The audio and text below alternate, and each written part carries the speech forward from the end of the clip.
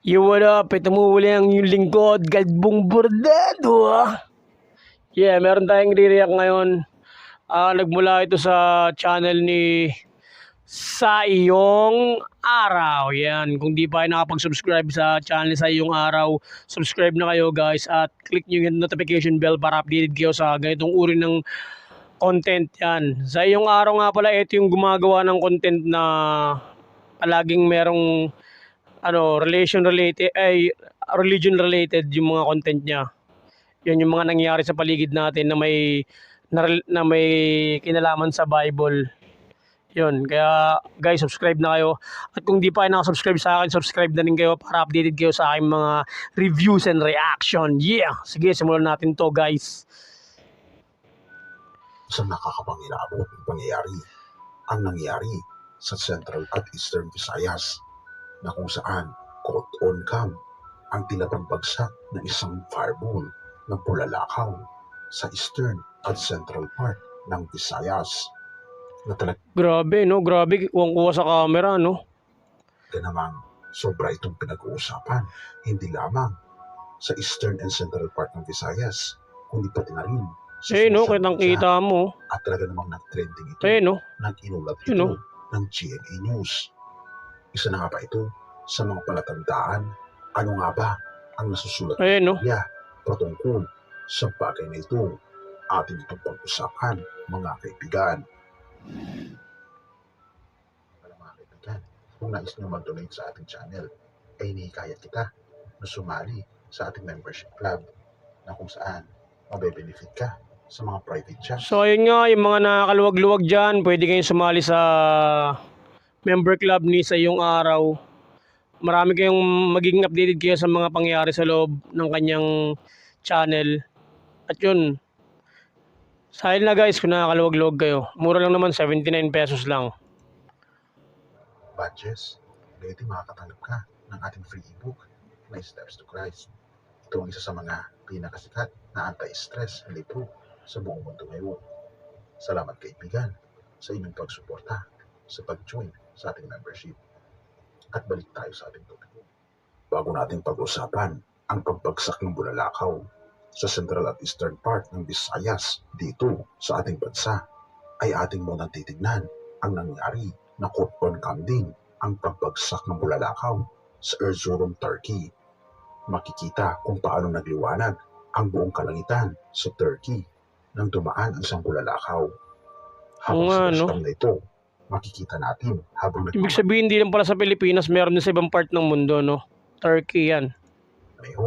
Ang isang netizen ay narekod sa Gumushing, Turkey ang sobrang pagliwanag ng kalangitan na naging kulay berde pa ang kalangitan nang dumaan ang bulalakaw. At hindi na rin ito bago sa ating bansa dahil nangyari lamang noong nakaraang linggo sa Calbayog, Samar ay nakuhanan pa ng mga netizens ang pagliwanag ng kalangitan nang may dumaan ng bulalakaw at namata nito sa iba't ibang bayan ng Samar. Kitang-kita. Makikita rin sa video na ito habang sumasayaw sa TikTok ang dalawang dalagang ito ay biglang nagliwanag ang kanilang background dahil sa pagdaan ng isang bulalakaw. At ilang mga video pa ang narecord sa pagdaan ng bulalakaw sa Eastern at Central part ng Visayas. Ito ay na-explain ni Kuya Kim na kung saan tinatawag itong meteorite sa English, na ito ay isang matigas na piraso ng kalat mula sa isang bagay. Bibigyan ko kayo ng unting trivia sa meteorite. Ito yung mga palutang-lutang sa labas ng Earth na kaya lumaapoy kasi meron kasi yung Earth na mapalibutan siya ng meron siyang atmosphere. Tapos once na pumasok dun yung kung anong bagay, mag-aapoy. Kaya siya ganun nag-aapoy. Alam niyo ba itong meteorite na to, once na makakuha ka niyan, kahit tipak lang na maliit na tipak, mahal yan. Diba yung sa anong bansa ba? Merong isang bansa na nakuha ng isang malaking tipak niyan. $1 million yung benta eh. Kaya mahal yan. Pag may bumagsak yan sa hubungan ninyo, kunin nyo kung ano. Kasi yung nangyari kasi dun sa anong bansa ba yun, nakalimutan ko ng bansa eh. Bumagsak sa tabi ng bahay niya. Hindi niya pinansin yun ng ilang buwan. Tapos nung one time na naisipan niya tignan kung ano nangyari sa buwan. Kasi parang wala lang sa kanya eh. Tapos nung naisipan niya, isang araw, buwan yung lumipas bago niya naisipan tignan. Nakita niya sa may tabi ng mga halamanan niya, ay meron yung tibak ng bato. Medyo hindi man nangalaki yan. Yun. At nalaman niya, nag-search siya sa Google, nalaman niya yun. Ano pala yun, meteorite at merong market na hindi ko ma-consider kung black market eh, pero meron siyang market, merong bumibili ng ganung klaseng tsaka ang mahal niya. $1 million nga eh. Naging instant millionaire yung yun. Nakapulot nun. Tulad ng isang comet o asteroid o meteoroid na nagmumula sa kalawakan at nananatiling buhay habang dumadaan ito sa atmosphere upang makarating sa ibabaw ng isang planeta o buwan. Kapag pumasok ang bagay sa atmosphere, iba't ibang salik tulad ng kasalubong, presyon at chemical na interaction sa mga gas na atmosphere ang nagiging dahilan upang ito ay mag-init at maglabas ng energy. Ito ay nagiging isang meteor at bumubuo ng isang fireball. Kilala rin bilang isang bituin na bumabagsak o naglalagablab na tinatawag ng mga astronomers bilang bolides, na ito ang pinakamaliwanag na parte na pagdaan ng meteorites. Para sa mga astronomers, ang isang bolide ay isang meteorite na sapat na malaki upang makagawa ng isang crater. At ito nga mga kaibigan, ang scientific explanation nito. Ngunit ano nga ba ang pinabanggit ng Biblia patungkol sa bagay na ito? Mateo 24 verse 29, datapwat karakarakang pagkatapos ng kapigatian sa mga araw na iyon, ay magdidilim ang araw at ang buwan ay hindi magbibigay ng kanyang liwanag, at mga laglag ang mga bituin mula sa langit, at magsisipangatal ang mga kapangyarihan sa mga langit.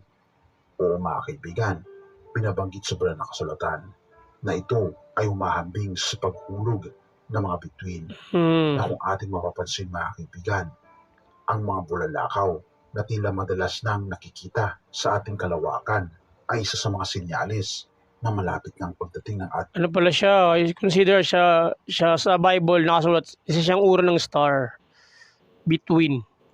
Panginoos. Kaya naman, tayo ay maghanda sa mga mas malala At sign siya na malapit nang dumating ang ating mahal na Panginoon. Panginoong Jesucristo. mga pangyayari sa hinaharap na hindi lamang bulalakaw ang mahuhulog, kundi malalaking mga bagay, ang mga hindi inaasahan ng mga tao na mangyayari sa ating mundo na hindi nasakop sa astronomiya o anumang scientific na eksplanasyon, kundi ito ay senyalis na malapit nang dumating ang ating Panginoong Diyos. Purihin ang ating Panginoong Diyos at salamat kaibigan sa iyong panonood. Amen. Tayo ay manalangin. Ama naming banal, mga Panginoon naming Diyos, kami po'y lubos na nagpapasalamat sa inyo dahil sa mga senyalis na aming nakikita at napapaalalahanan po kami na ito na ang panahon na kami, Panginoon, ay manumbalik sa inyo.